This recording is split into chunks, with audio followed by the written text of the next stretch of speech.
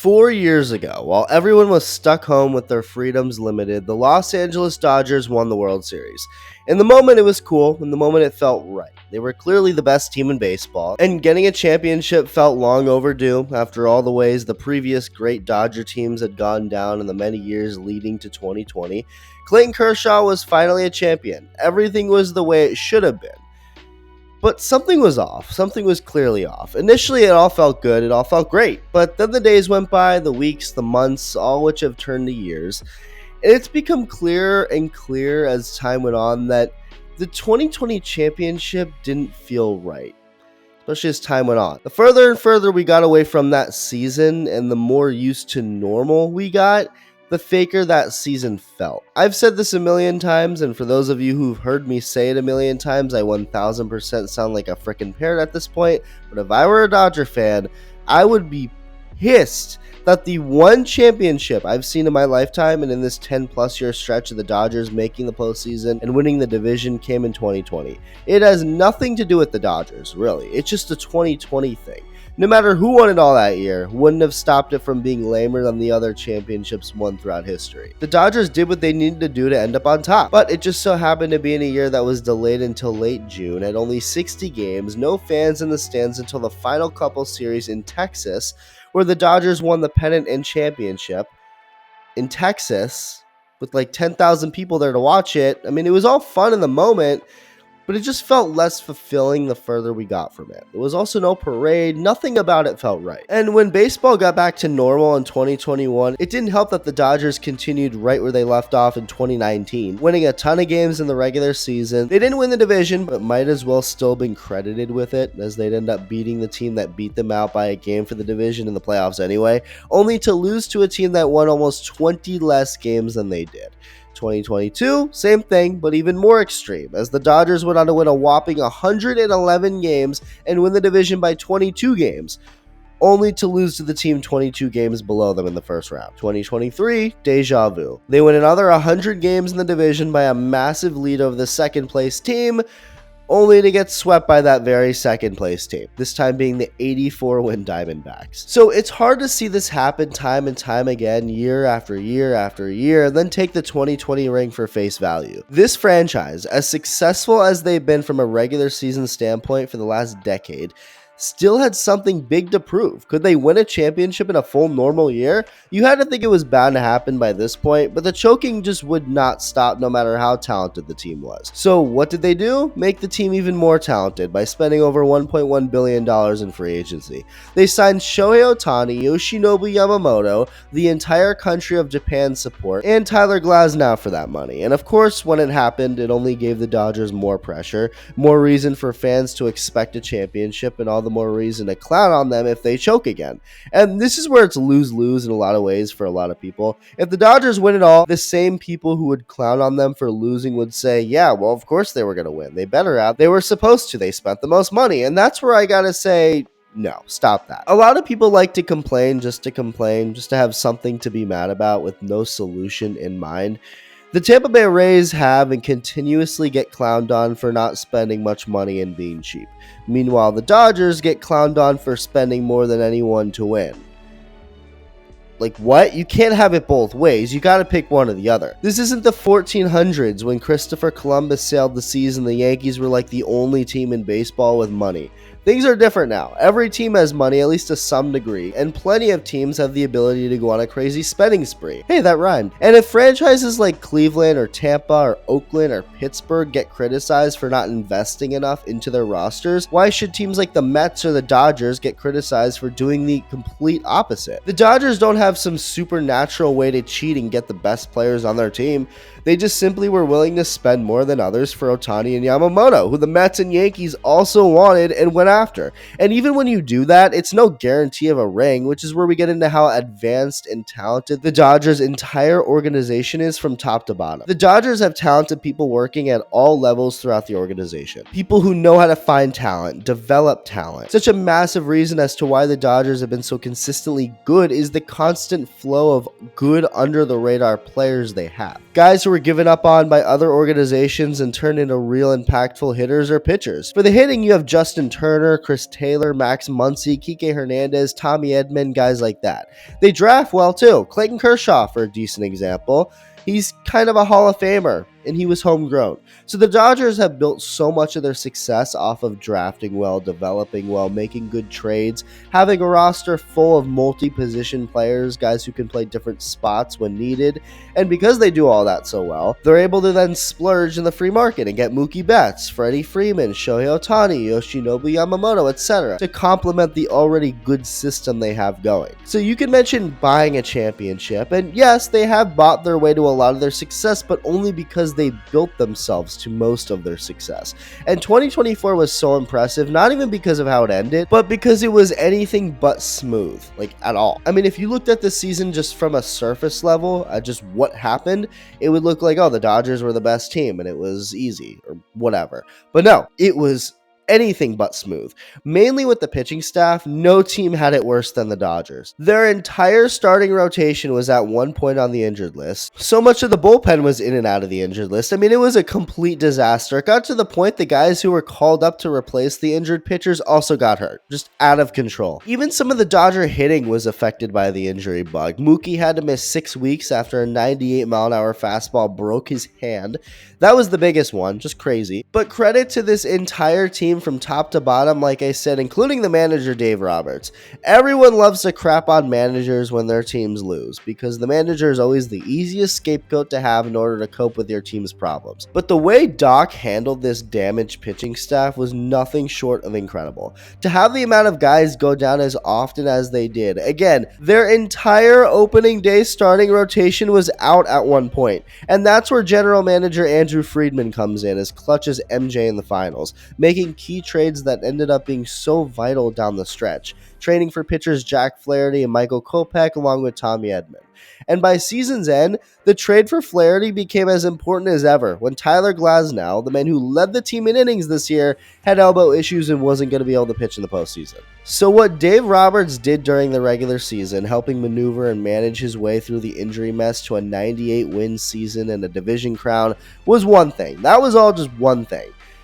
But then came the postseason. The Dodgers were so thin for the rotation that they were limited to just 3 starters for the postseason, basically. Meaning they were going to have to do some bullpen games and be smart about which relievers they use, when they use them, while knowing how thin the rotation was for the next games. It was a lot to think about. And the postseason started off looking just like 2022. The Padres come into town, come up just short in Game 1, but steamroll to a Game 2 win before going home and going up big early in Game 3. And even though the Dodger pitching held them down the rest of the game and it was close, the Padres were still just 1 win away from beating the Dodgers in the first round yet again, while the Dodgers were 1 loss away from ending the year as a complete disappointment and falling by the hands of their hated rivals yet again. People started doubting, people started clowning. So many people were prepared for the Dodgers to choke yet again, but thanks to the Dodger pitching, Yoshinobu Yamamoto and the entire bullpen, the Dodgers went on to shut out the Padres in both games 4 and 5, shutting them out for the final 24 innings of the series and sending them home before shutting down the Mets in Game 1. And this is where everything just came together, not in the prettiest way necessarily, but in a gutsy way, because there were a couple games against the Mets where the Dodgers got whooped, and people started looking at the Mets as having an advantage if they win Game 5, because the Dodgers were going to have a bullpen game if it went 6. They did win Game 5, moving the series back to LA, and Sean Manaea was on the mound and he's been really good. But how quickly people forget that a bullpen game for the Dodgers wasn't a bad thing, as not only did they mostly do their job in Game 6, but the offense went nuts too against Sean Manaea. Then came the World Series that looked a lot more smooth through the first 3 games. The first 2 games were close. I mean, the Yankees were 1 out away from a Game 1 win and ended Game 2 with the tying run on base and winning run at the plate. But after getting it done and then throwing yet another shutout in Game 3, it was looking like a clean sweep until the Yankees all of a sudden flipped the switch and almost made the Dodgers look like they were in real deep trouble. But here's where the gutsiness comes in. The fact that it's not pretty, but it got the damn job done. Game 4, for example, there was a certain point in the game where the Dodgers kind of just had to punt.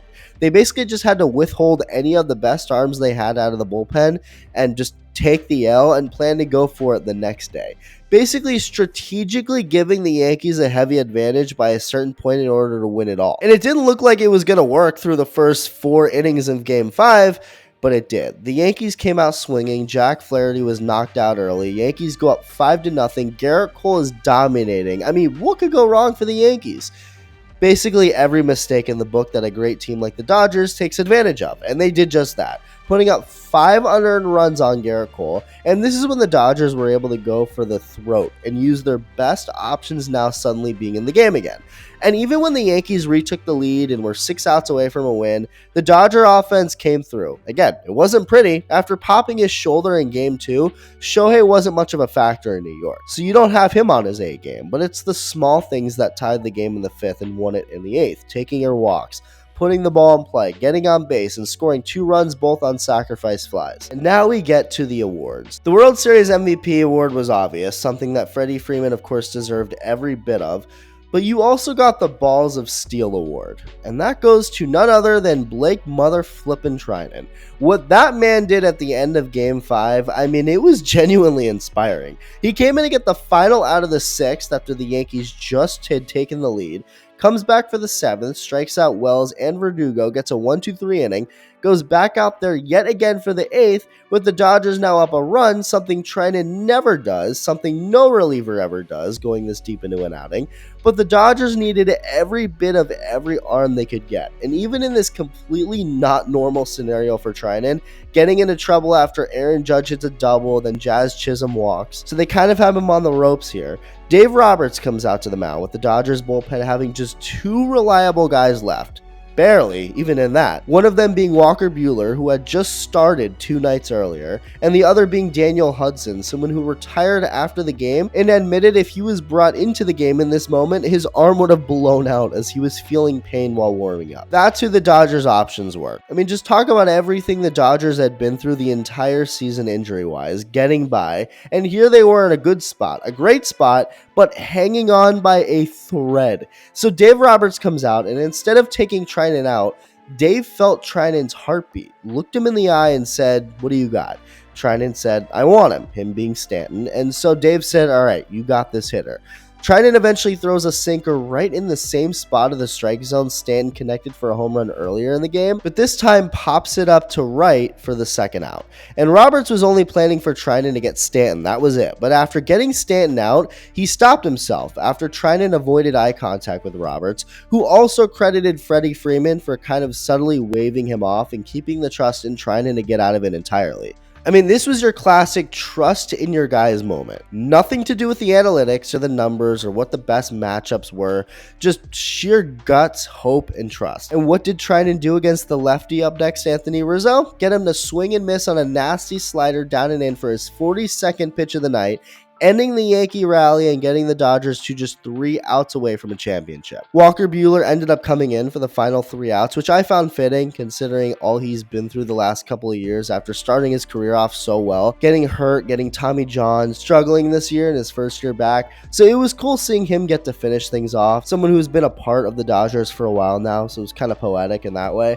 But Blake Trinan, man, unbelievable. And his Game 5 performance is a good summary of the entire Dodgers season, really. It wasn't perfect at all. None of it was. But this was a gutty team that did everything it possibly took from day 1 of spring training all through Game 5 of the World Series to get to the promised land. As bleak as it looked, not some of the time, a lot of the time. Just giving it everything they possibly had, even if they weren't near their best. So, what did the 2024 Dodgers teach us? That in order to be successful in life, you have to be rich. Moral of the story, if you don't have a lot of money, you're a loser. I'm just kidding. The lesson is a lot of things.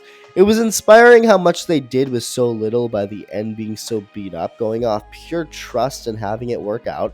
And so what if this Dodgers team was expensive? We should applaud them for spending money and doing everything they can to win for the fans. That's what you're supposed to do. It's a good thing. And it sets a good precedent for the rest of the league's owners. You want to win? You want to consistently win? Don't be cheap to your fans and favor pinching pennies and playing it safe over putting and keeping the best roster on the field.